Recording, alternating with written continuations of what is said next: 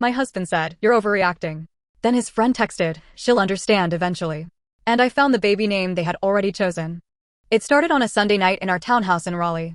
I was rinsing plates after dinner while my husband, Brandon Wood, stood by the kitchen island, not helping, just leaning there like he had been rehearsing something.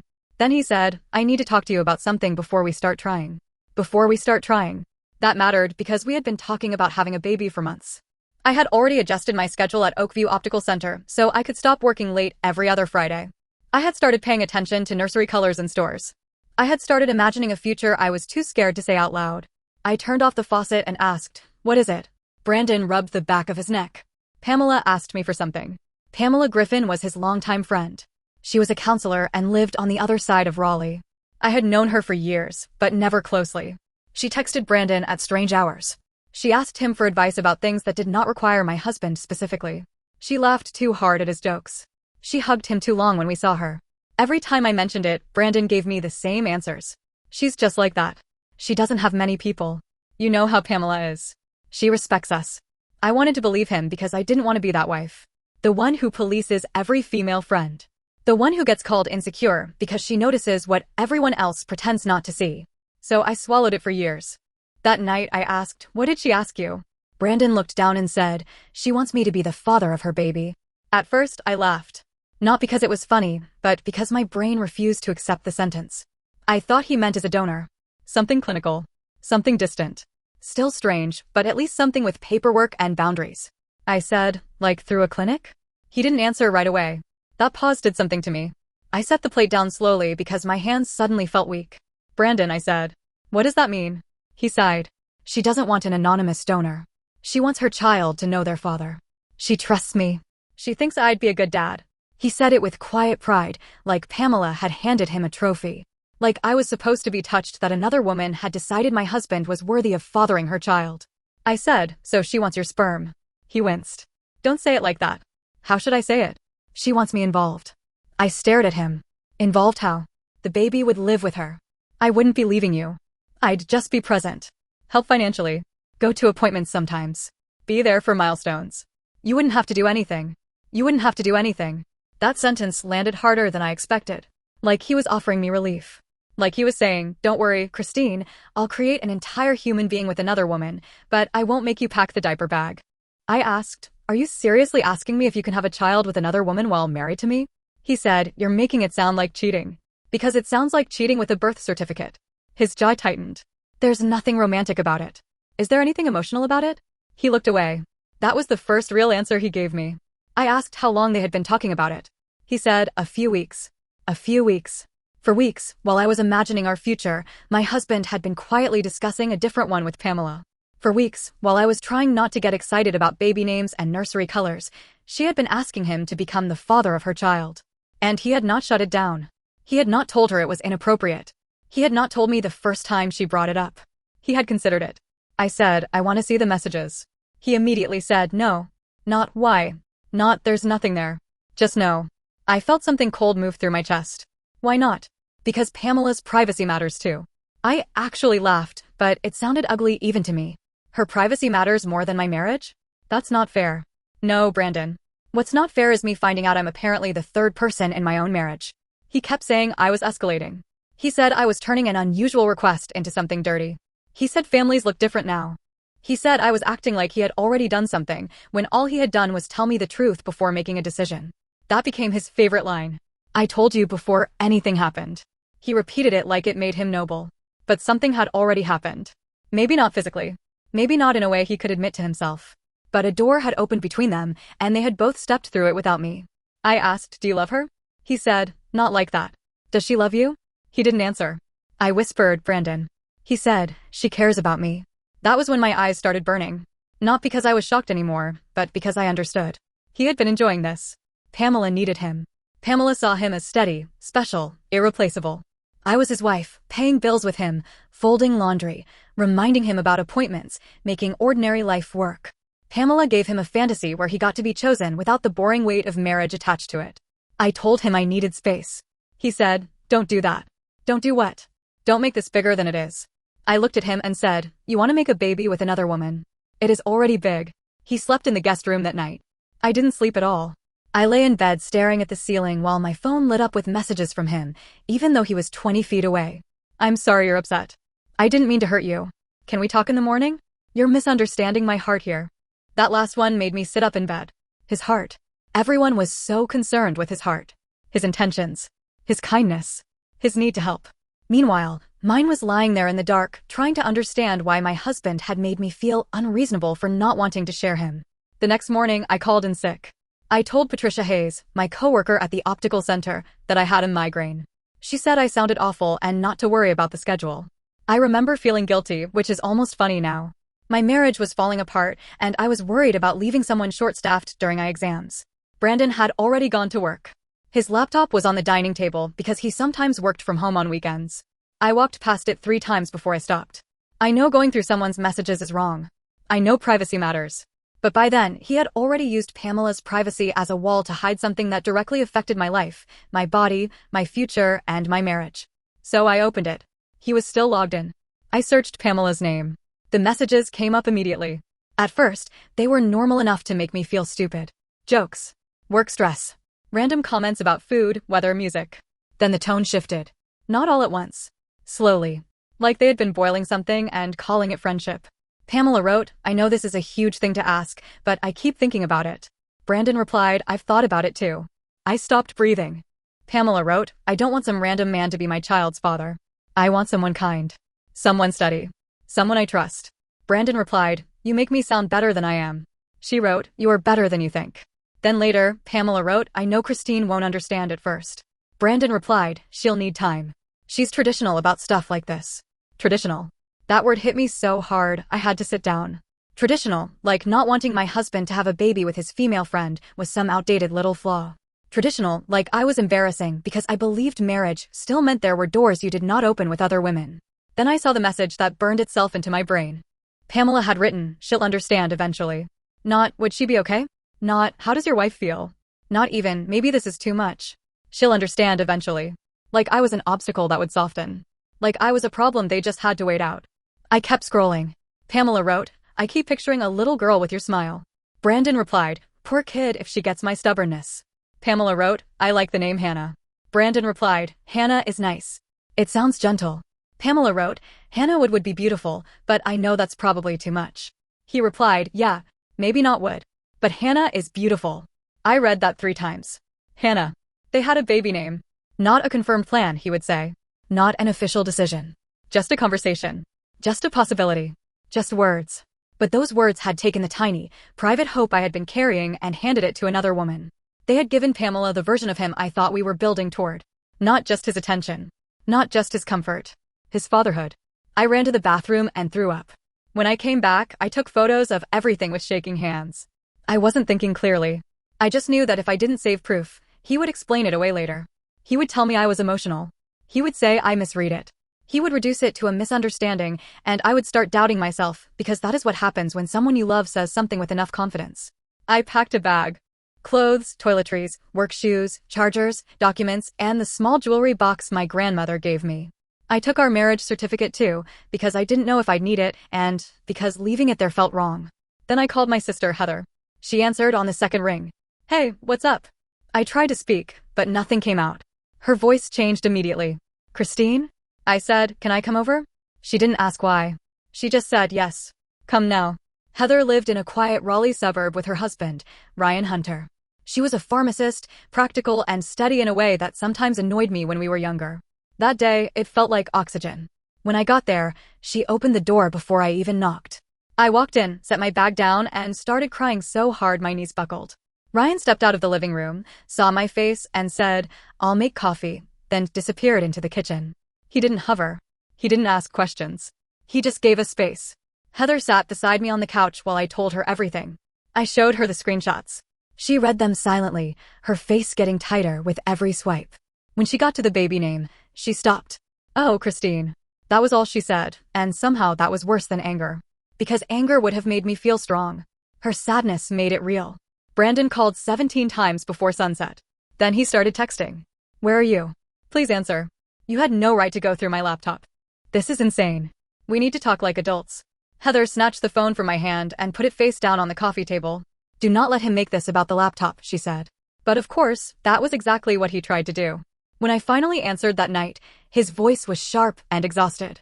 You went through my private messages? You were planning a baby with another woman. We were discussing a possibility. You discussed a name. He went quiet. I said, Hannah. Silence. Then he said, that wasn't serious. Was Pamela serious when she said I'd understand eventually? He sighed. She was trying to be hopeful. Hopeful about what?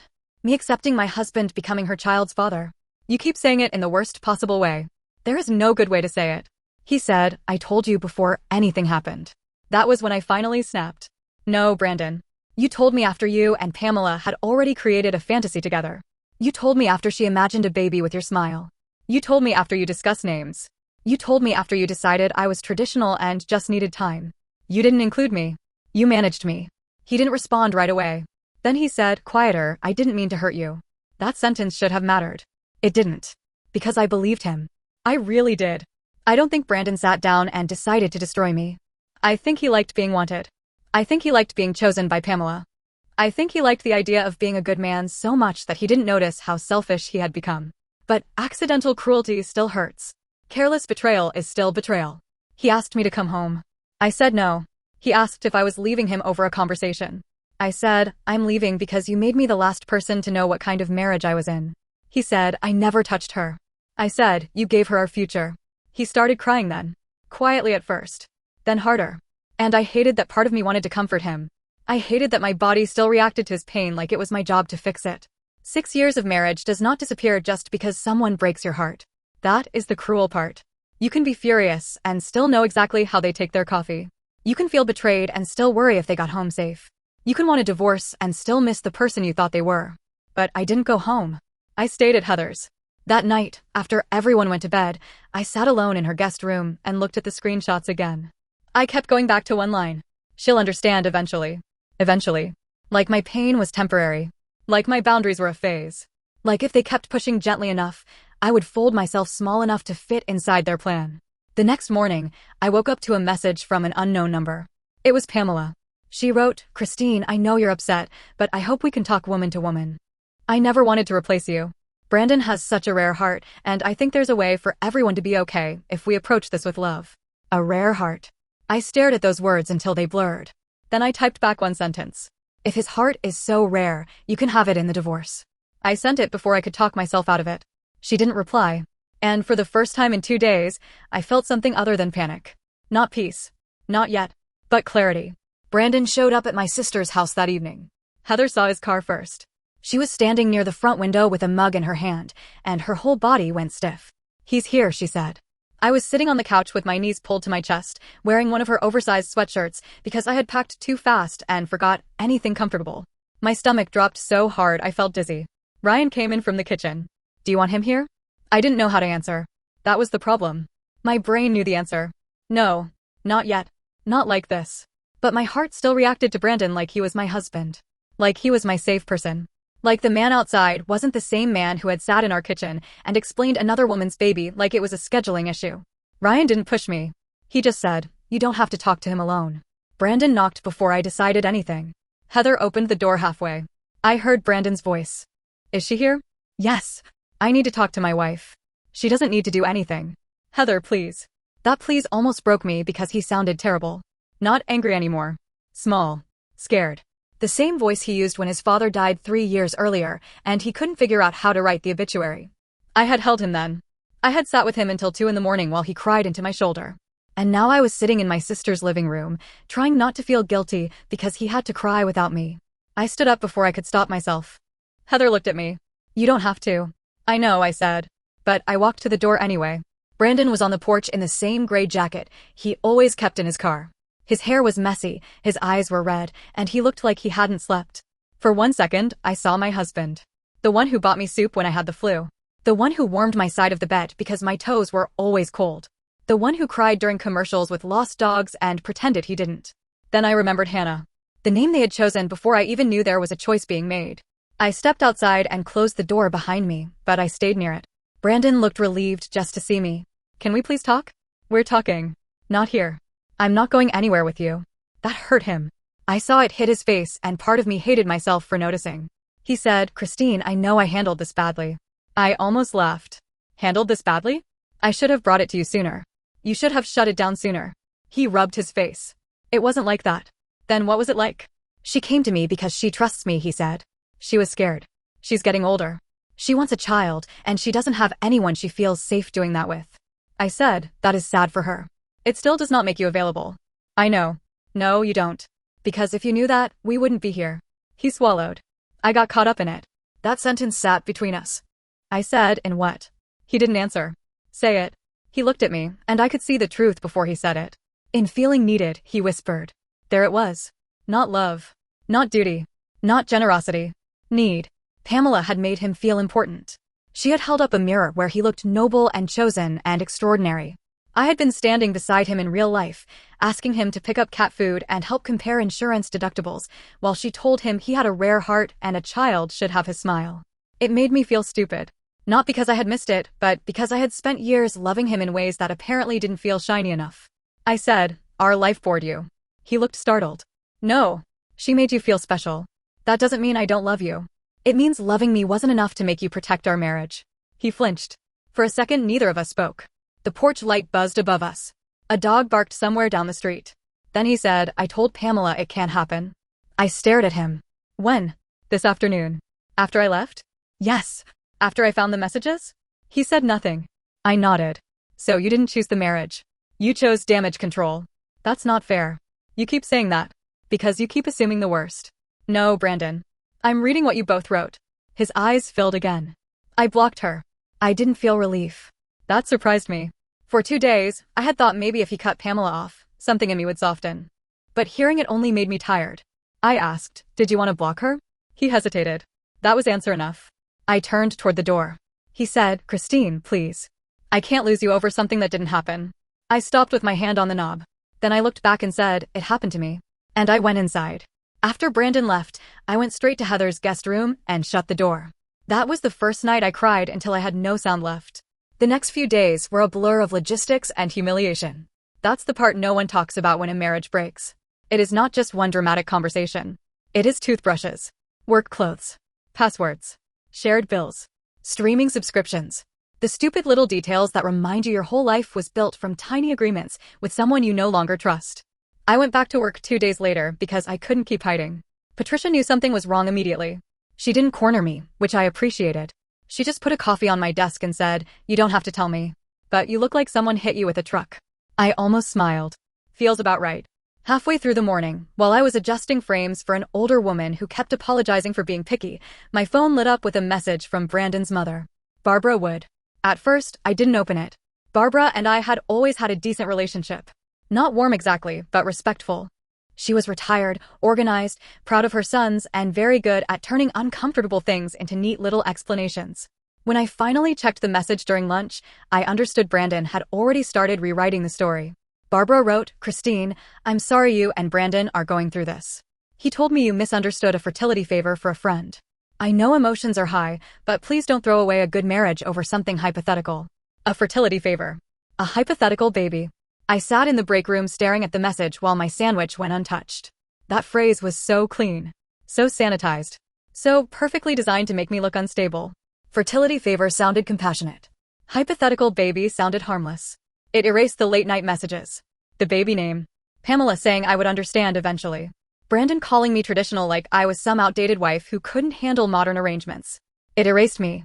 Patricia walked in and saw my face. Do you need to go home? I shook my head, but my hands were already shaking. I typed and deleted 3 different responses. Then I sent Barbara screenshots. Not all of them. Just enough. Pamela saying, she'll understand eventually. Brandon calling me traditional. The conversation about Hannah.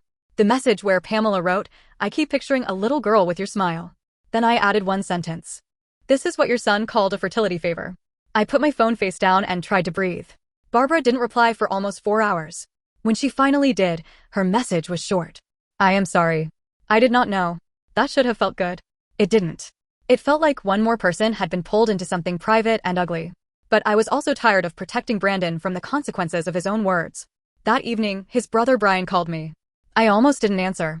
Brian was a historian at a local college, thoughtful and quiet, the kind of person who usually stayed out of family drama unless forced into it. When I answered, he said, I'm not calling to defend him. I closed my eyes. Okay. I saw what Mom saw. My throat tightened. He said, Christine, what he did was insane. I didn't say anything. I love my brother, Brian continued, but that was insane. And cruel. And he's trying to shrink it because he knows if he says it plainly, he sounds like a man who tried to start a second family without calling it one. That sentence broke something open in me. Because finally, someone from his side said the thing I had been saying. A second family. Not a favor. Not modern friendship. Not kindness. A second family. I started crying quietly. Brian heard it and went silent for a moment. Then he said, I'm sorry. You deserved better from all of us. After we hung up, I sat on the edge of Heather's guest bed and let myself feel something close to relief. Not happiness. Not victory. Just the tiny comfort of not being crazy. The next week, I met with Angela White at White Family Consulting.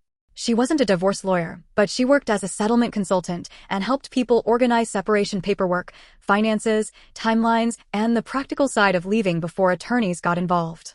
Heather had found her through a client at the pharmacy and insisted I at least talk to someone. Angela had a small office with beige walls, a round table, and a box of tissues placed exactly where every heartbroken woman would notice it without feeling directly offered one. She was calm, direct, and didn't flinch when I explained what happened. When I finished, she asked, do you share accounts? Some. Any joint debt? Yes. Any children? I swallowed.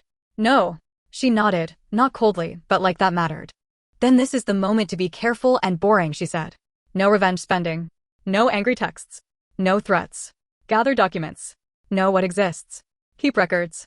Let him talk if he wants to talk, but do not let him turn every conversation into emotional fog. Emotional fog. That described Brandon perfectly. He didn't scream. He didn't threaten. He didn't act like a movie villain. He cried. He apologized in pieces. He said I was the love of his life. He said he made one mistake. He said Pamela manipulated him, then in the next sentence said she was vulnerable and didn't deserve to be abandoned. He said he would do anything to save the marriage, then asked if I could stop punishing him by telling people. Every conversation left me exhausted and less sure of what I knew. So Angela told me to write things down. Dates. Messages. Bills. Conversations. What he said. What I said. What he admitted. What he later denied. Not because you're trying to destroy him, she said, but because people rewrite stories when they are ashamed. That became my rule. Write it down before he could rename it. And he kept renaming it. To his mother, it was a fertility favor. To his coworker, apparently, it was a marital disagreement about boundaries. To one of our mutual friends, it was Christine struggling with jealousy because Pamela wanted to be a mom. I found that out from Brenda James, of all people. Brenda was Pamela's friend, a real estate agent who had been at a few cookouts and group dinners over the years. I never liked her much because she always seemed to know more than she said. But one afternoon, she messaged me on Facebook and asked if we could talk. I almost ignored her. Then she sent another message. I think you deserve to know what Pamela was telling people. So I agreed to meet her at Maple Street Coffee, a little place I used to like before my life turned into a public discussion topic. Brenda looked nervous when she sat across from me. She kept stirring her iced coffee even though the ice had already melted. She said, I'm not trying to get involved. I said, you're already involved if you messaged me. She nodded. Fair. I waited. Brenda took a breath. Pamela made it sound like Brandon had already agreed. My chest tightened. She told people that? Not everyone. Just me and one other friend. She said he was scared to hurt you, but he wanted this. She said you were sweet, but conventional. Conventional. Traditional. Same insult, different outfit. Brenda continued. She said he felt trapped by the timeline you wanted. That one hit differently. What timeline? Trying for a baby. Buying a house. Settling down. I stared at her. That was our life. Our shared plan.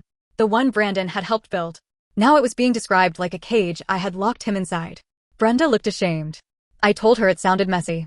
She said love is messy. I almost laughed. Love. She didn't say they were in love. Not directly. But Brenda looked down. She talked like they were emotionally tied. Like you were the legal wife, but she was the person who really understood him. I felt something inside me go very still. That was worse than flirting. Worse than attraction. Worse than some drunken mistake. Pamela had built a whole emotional arrangement where I was the obstacle and she was the deeper connection. And Brandon had fed it. Maybe with silence. Maybe with little replies. Maybe with the kind of attention he used to give me before marriage turned into grocery lists and bills. I asked Brenda, why tell me this? She looked up. Because Pamela is telling people you're cruel. She said you told her she could have him in the divorce. I did. Brenda blinked. I said, after she told me my husband had a rare heart and suggested we approach him making her pregnant with love. Brenda looked away. Okay, that's fair. It wasn't fair. None of it was fair.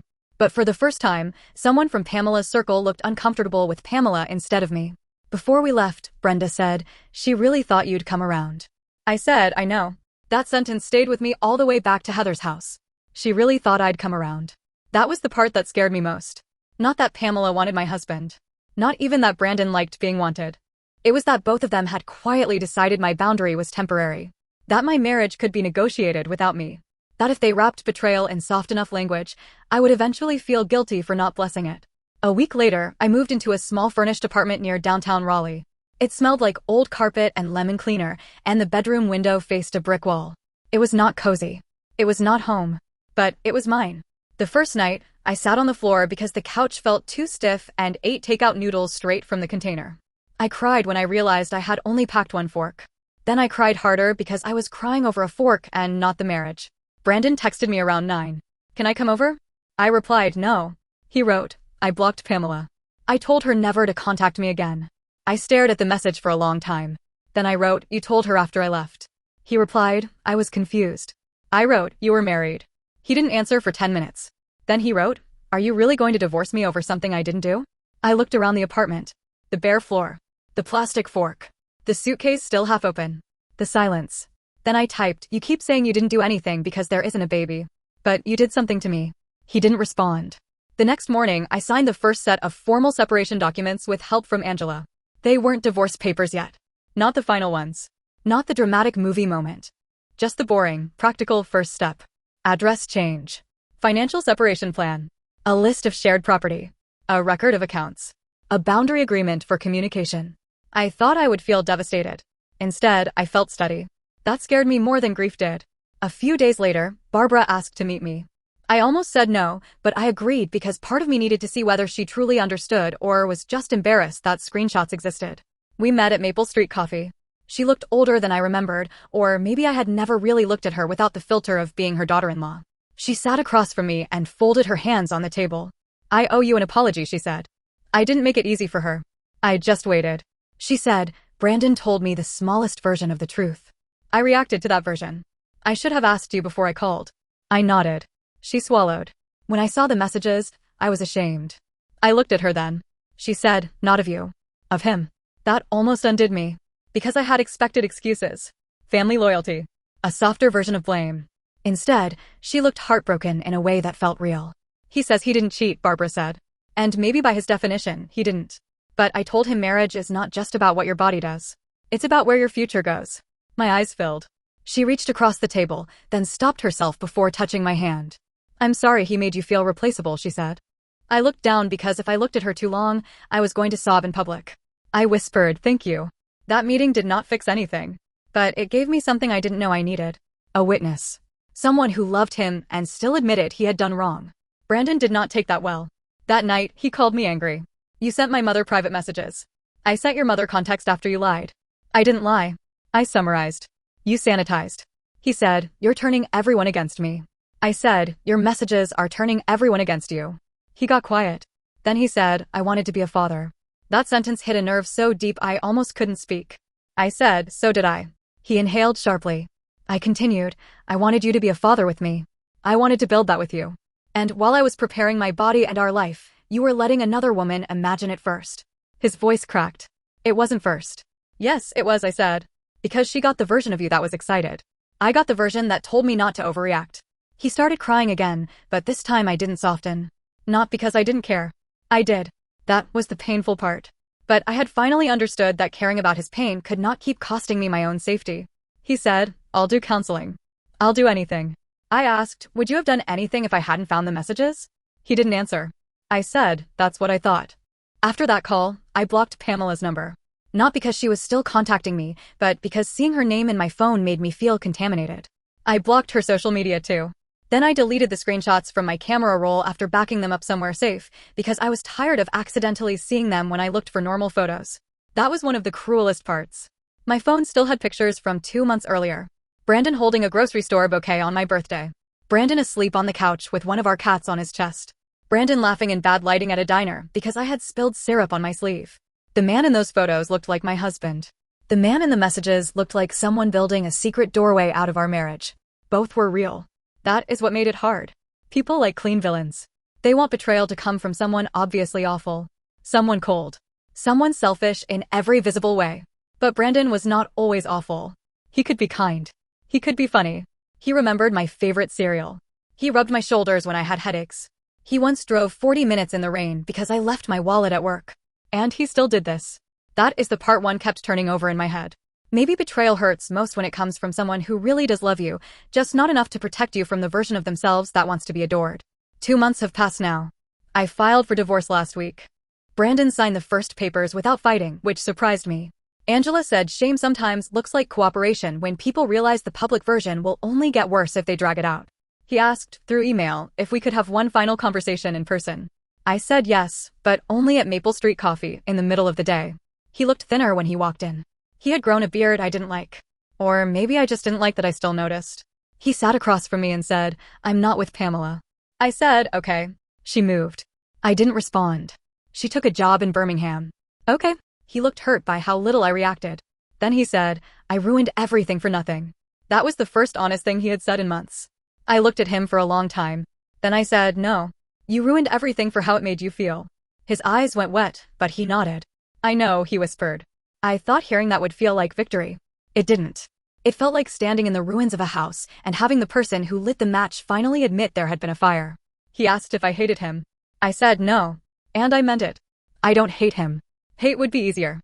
Hate would be clean. What I feel is heavier than that. I feel grief for the marriage I thought I had. I feel anger for the way he made me defend obvious boundaries. I feel sadness for the baby I had started imagining before I even knew I was sharing that dream with someone else. And, somewhere under all of that, I feel relief. Quiet, guilty relief. Because I did not get pregnant before I found out. I did not spend years explaining to a child why their father had another child with Aunt Pamela. I did not get trapped in a life where every birthday, school event, hospital visit, and holiday became a test of how modern and generous I could pretend to be. I got out before the hypothetical baby became real. I got out before Hannah became more than a name in a message thread. My calm victory is not dramatic. I didn't ruin his career. I didn't expose him online. I didn't scream at Pamela in public. I just stopped protecting the version of the story that made me look crazy. When people asked, I told the truth plainly. My husband planned to father another woman's child while we were preparing to try for our own. He called it a favor. I called it the end of our marriage. Some people think I should have gone to counseling first. Some people say emotional betrayal is not the same as physical cheating. Some people say he told me before anything happened, and that should count for something. Maybe it does. But for me, the damage was already done. Because he didn't just consider helping a friend have a baby. He considered giving her a future that belonged inside our marriage. He let her talk about his child, his smile, his heart, and his role as a father while I was being labeled traditional for expecting my husband to keep that part of himself with me. I still miss him sometimes. I miss Sunday mornings. I miss shared jokes. I miss the boring life I used to think was safe. But missing someone is not the same as trusting them. Loving someone once is not a reason to stay while they negotiate your place in your own marriage. So I signed the papers. Not the ones he expected. And now I'm rebuilding a life where no one gets to tell me I'm overreacting for refusing to be written out of my own future. So am I wrong for ending my marriage over a baby that was never born, or was I right to leave the moment I realized they had already named her?